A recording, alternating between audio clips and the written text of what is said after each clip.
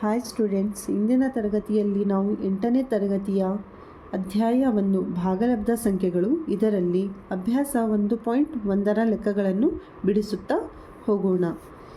ಇದರಲ್ಲಿ ನೋಡ್ರಿ, 1ನೇ ಪ್ರಶ್ನೆ ಏನಂತ ಕೇಳಿದ್ದಾರೆ ಅವರು, ಇವುಗಳಲ್ಲಿ ಬಳಸಲಾಗಿರುವ ಗುಣಾಕಾರದ ಗುಣಲಕ್ಷಣವನ್ನು ಹೆಸರಿಸಿ.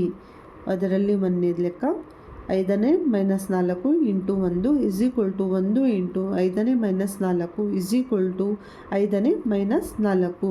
ಇದರಲ್ಲಿ ನೋಡ್ರಿ, ಗುಣಲಕ್ಷಣವನ್ನು ಹೆಸರಿಸಿ ಅಂತ ಕೇಳಿದ್ದಾರೆ ಅವರು.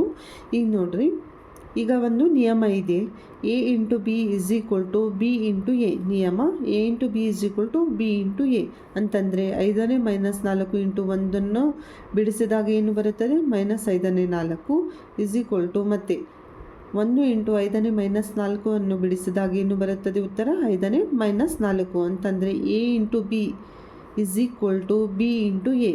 ಆದ್ದರಿಂದ ಇದು ಗುಣಾಕಾರದ ಪರಿವರ್ತನೆಯ ನಿಯಮ ಆಗಿದೆ. ಈಗ ಎರಡನೆಯದು,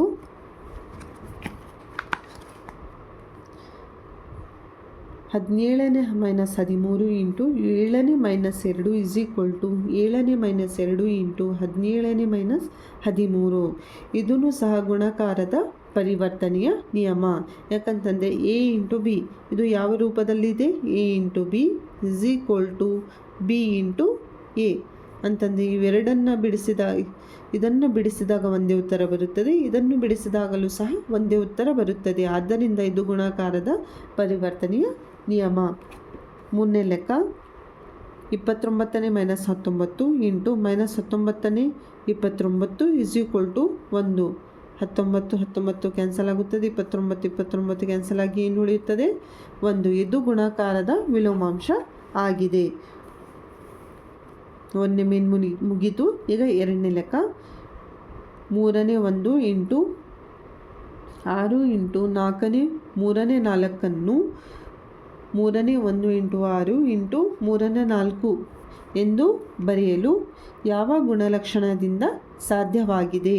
ಇದು ಯಾವ ಗುಣಲಕ್ಷಣದಿಂದ ಸಾಧ್ಯವಾಗಿದೆ, ಗುಣಾಕಾರದ ಸಹವರ್ತನೆಯ ನಿಯಮದಿಂದ ಸಾಧ್ಯವಾಗಿದೆ.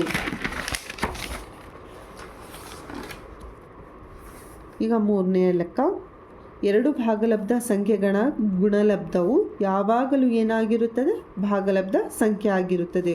ಉದಾಹರಣೆಗೆ ನೋಡ್ರಿ, 9ನೇ 7 ಇಂಟು 4ನೇ 5 7 5ನೇ 35 9 4ನೇ 36.